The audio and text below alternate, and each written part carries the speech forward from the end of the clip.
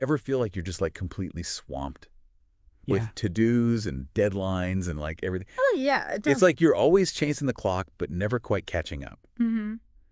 And you are so not alone if you feel that way. Yeah, we hear that a lot. So that is exactly what we're diving deep into today. Okay, cool. We're looking at 10 proven time management techniques to reduce stress and boost happiness. Okay. But here's the thing. What's that? It's not about like trying to cram even more into your already packed schedule. Exactly right. It's not about doing more. It's about making sure you have the time Yeah. to do what matters. I love that. So it's less about like pure efficiency Yeah. and more about making space for the stuff that actually matters. Yes. 100%. Okay, so the source material kicks off with this really cool tool. Okay. It's called the Eisenhower Matrix, or sometimes it's called the Urgent Important Matrix. Right. Have you ever used this? Yeah, definitely. It's a classic for a reason. Okay, cool. So what you do is you basically categorize everything you need to do based on urgency and importance. Yeah, you got it. It's 4 quadrants. Urgent, A-N-D, important. Okay. Important but not urgent.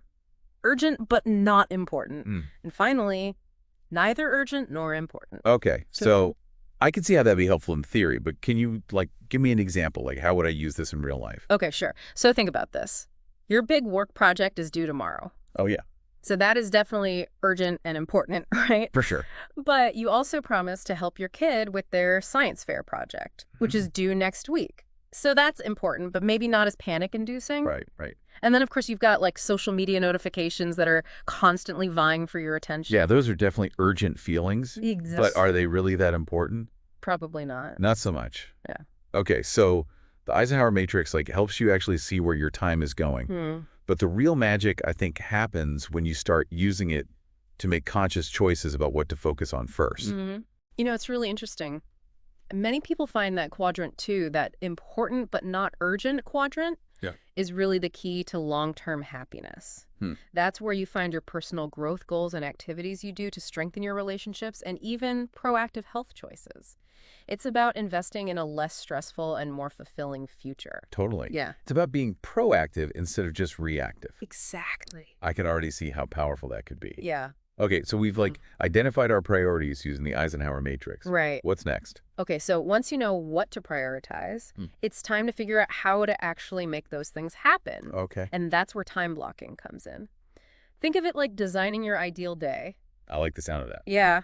Yes. So how does time blocking work exactly? It's pretty straightforward. You break your day into chunks of time, Okay. and then you assign specific tasks or activities to each block. Okay. So let's say you're most productive in the mornings.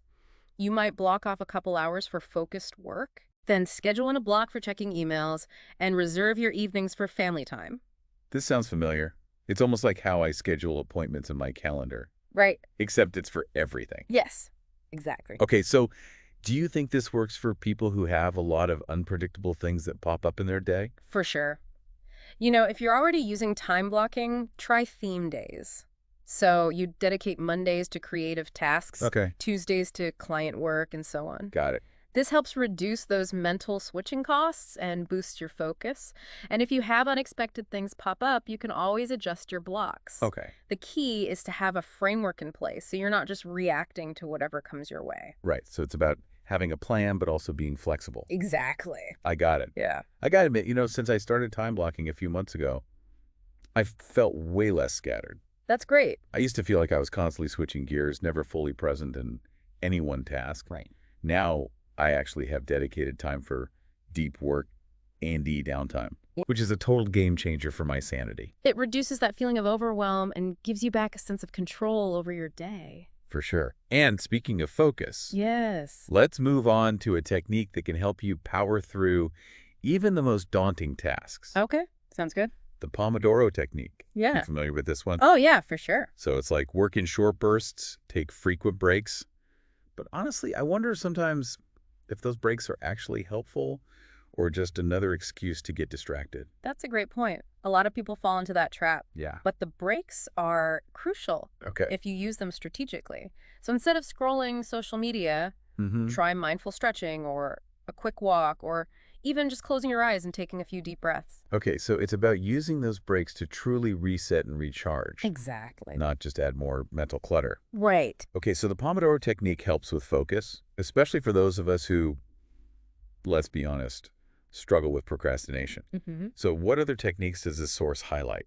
Well, let's talk about a principle that can truly revolutionize how you approach work, the 80-20 rule. Oh, It's also known as the Pareto principle. have you heard of this one? I'm sure you have. Yeah. It's all about working smarter, not harder. Oh, I love the sound of that.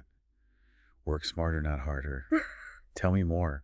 The basic idea is that 80% of your results come from just 20% of your efforts. Wow. So the key is to identify those high-impact activities, those 20%, and prioritize them. Okay. So instead of spreading yourself thin trying to do everything, you focus your energy on the things that truly move the needle. So it's about figuring out what really matters and like ruthlessly cutting out the rest. Exactly. Okay, so can you give me an example? How would this work like in a real world scenario? The source uses a great example with the sales job. Okay. So let's say 80% of your sales come from just 20% of your clients. Okay. So instead of trying to cater to every single client equally, you focus on nurturing those key relationships, the ones that are driving the majority of your results. That makes so much sense. Right. It's about identifying your vital few and making them your top priority. Exactly. And let's be real, that probably means saying no to some things, right? Yeah. Which can be tough, especially for people pleasers like me. You've hit on another important point. Learning to say no is actually one of the techniques highlighted in the source. Okay. It's about setting boundaries and protecting your time and energy. And it's not selfish. It's about honoring your priorities and making sure you have the capacity to do your best work. I love how this is all starting to come together. Yeah. We're talking about identifying priorities, designing our ideal days, focusing on high-impact tasks, and setting boundaries. It's all connected. It is. But I'm also curious. That's that. We've only covered 4 techniques so far. Right. And there's still 6 more to go. We've got a lot more ground to cover. Yeah. Yeah, we do. Got a lot more ground to cover. But before we dive into the remaining techniques, Okay. let's take a second and just reflect on what we've covered so far. We talked about prioritizing with the Eisenhower matrix, structuring our days with time blocking, maximizing focus with the Pomodoro technique, and pinpointing our highest impact actions with the 80-20 rule. Yeah. Are you starting to see how these techniques all kind of work together to create a more intentional and fulfilling life? Absolutely. Yeah. It feels like we're building a toolkit for reclaiming our time Yeah. and shaping our days in a way that aligns with our values. Yeah. But I'm also realizing that even with the best tools in the world, we're still human. Oh, yeah. Things happen, plans change, Yeah. unexpected challenges pop up. How do we deal with that? You've anticipated the next technique perfectly. One of the simplest yet most powerful strategies for navigating the inevitable twists and turns of life is incorporating buffer time. Buffer time. Yeah, it's about intentionally building cushions into your schedule to account for the unexpected. Okay, so instead of scheduling back-to-back meetings, I should build in a little extra time between them? Exactly. Think of it as a buffer against stress. Traffic jams, meetings, running late, a last-minute request from your boss. Those things are bound to happen. Right. But when you've got those buffers built in, you can handle those disruptions with much more grace and ease. Okay, so it's like having a secret weapon against overwhelm. Exactly. Instead of feeling frantic and rushed, I can actually take a breath and adapt to whatever comes my way. Yeah. I love it. Okay, so we've got buffer time built in. But what about those essential tasks that always seem to fall through the cracks? Oh, yeah, I know what you mean. Like returning emails, paying bills, or scheduling appointments. Ah, yes, those little administrative tasks that can easily pile up and become a source of stress. Yeah, exactly. One of the techniques the source recommends for tackling those is leveraging technology and tools. I mean, we live in a digital age. It's true. There's an app for everything. That's true, but sometimes I feel like all those apps just add to the overwhelm. Right. How do I choose the right tools and actually use them effectively? Do you have any tips for that? Absolutely. It's not about using every single app out there. Okay. It's about being selective and choosing the ones that truly align with your needs and work style. Right. So for example, if you're a visual person, a digital Kanban board might be helpful for tracking your tasks. Ooh. If you thrive on lists and reminders, a task management app with robust notification features might be a better fit. So it's about being strategic and choosing tools that actually support our workflow. Exactly. Not complicated. Right. I like that. And I have to say, my calendar has become like my lifeline. Oh, yeah. I put everything in there, appointments, deadlines, even reminders to call my mom. Yeah, It helps me stay on track and frees up mental space for other things. I completely agree. Using a digital calendar effectively can be a game changer. Totally. And speaking of maximizing our mental resources, Yes. let's talk about another technique that the source emphasizes. Develop a morning routine. Oh, yes, morning routines. Everyone seems to have one these days. Yeah. But honestly, I'm more of a hit the snooze button 5 times kind of person. Yeah. So what's so special about having a morning routine anyway? It's not about being a morning person or adhering to a rigid schedule. It's about starting your day with intention. Think of it as setting the tone for the hours ahead. Whether it's a quick workout, a few minutes of meditation, or simply taking some time to review your priorities for the day, a consistent morning routine can help you feel more grounded, focused, and prepared to tackle whatever comes your way. Okay, I can see the value in that. It's about creating a sense of calm and control Exactly. before the chaos of the day sets in. I might have to experiment with some morning routine ideas and see what works for me. Yeah, sounds good. But I'm always curious about the flip side. Like, how do we wind down at the end of the day and Mhm. create a sense of closure? That's a great question. And it brings us to another technique highlighted in the source. Reflect and review regularly, whether it's a quick review at the end of each day or a more in-depth reflection session once a week. Taking some time to assess what worked, what didn't, and what you might want to do differently tomorrow can be incredibly valuable. It's like hitting the pause button and taking stock of where we're at. Yeah, exactly. I can definitely see how that can help prevent those feelings of overwhelm and being constantly behind. Right. So we've talked about tools, routines, and reflection. What about those big picture goals and dreams? How do those fit into all of this?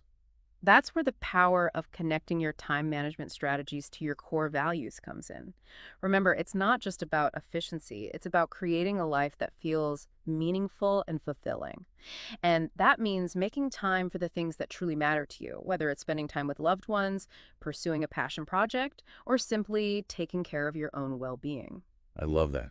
It's about aligning our actions with our values. Yes. So even if I have to decline a last-minute work request or reschedule a social event, I can feel good knowing that I'm making a conscious choice to prioritize what's truly important to me. Exactly. And that brings us to the final technique highlighted in the source. Practice mindfulness and gratitude. Okay. It might seem a bit unexpected in the context of time management, but it's actually a crucial piece of the puzzle. Okay. I'm intrigued. Tell me more about how mindfulness and gratitude fit into this picture. It's about shifting our focus from simply doing more to appreciating what we have and being present in each moment. Instead of constantly rushing towards the next thing, we take the time to savor the simple joys of life, a delicious meal, a beautiful sunset, a heartfelt conversation with a friend. So it's about slowing down and appreciating the journey, not just the destination. Exactly. I can see how that could be a powerful antidote to the stress and overwhelm that often come with our fast-paced lives. But how do we actually incorporate mindfulness and gratitude into our daily routines? The source suggests simple practices like starting each day with a few minutes of meditation or keeping a gratitude journal. Even small acts of mindfulness can have a profound impact on our overall well-being.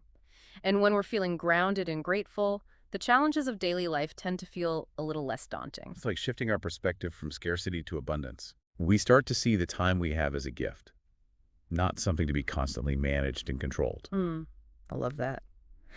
Wow, we covered a lot of ground in this deep dive. We did. It feels like we've gone on a journey from simply managing our time to actually mastering it. It really does. From prioritizing tasks with that Eisenhower matrix, to structuring our days with time blocking, to maximizing focus with the Pomodoro technique, pinpointing high-impact actions with the 80-20 rule, Right. and incorporating those all-important buffer times. So many good strategies. And then we explored the power of technology and tools, the importance of a consistent morning routine, and regular reflection. And we even touched on the often overlooked techniques of learning to say no and connecting our actions to our core values. It's all connected. It really is. It's amazing how all of these seemingly separate techniques actually work together to create a more intentional, fulfilling, and even joyful life. But as we wrap up, Yeah. I want to go back to something you said earlier. The idea that time management is ultimately about aligning our time with our values. Can you elaborate on that a bit more? Sure. It's easy to get caught up in the busyness of life and lose sight of what truly matters. We check things off our to-do list, but we don't always stop to ask ourselves if those things are actually moving us closer to the life we want to create. That's where the concept of intentional living comes in. So it's not just about getting things done, it's about getting the right things done. Yeah, The exactly. things that align with our values and bring us closer to our goals. Yes. But how do we actually put that into practice? It starts with identifying your core values. What are the guiding principles that shape your decisions and actions? Is it family creativity, personal growth adventure? Once you have clarity on your values, you can start to make conscious choices about how you spend your time. I love that. It's like using our values as a filter for our to-do lists. Exactly. If a task doesn't align with our core values, maybe it's time to delegate it, defer it, or even just ditch it altogether. Exactly. It's about making sure that our actions are in harmony with our values, creating a sense of alignment and purpose in our lives. It's not always easy, but it's incredibly rewarding. And I think that's a perfect note to end on. This deep dive has been all about reclaiming our time, reducing stress, and ultimately creating a life that is both productive and deeply fulfilling. We've explored a wealth of practical techniques, but the most important takeaway is this. You have the power to shape your time and create a life that reflects your values and priorities. Absolutely. And we encourage you to explore the source material, further experiment with the techniques that resonate with you, and start creating a life that is both intentional and joyful. So as you go forth and conquer your to-do lists, remember to be intentional, be kind to yourself, and never underestimate the power of small changes. Until next time, may your days be filled with purpose, joy, and of course, masterful time management.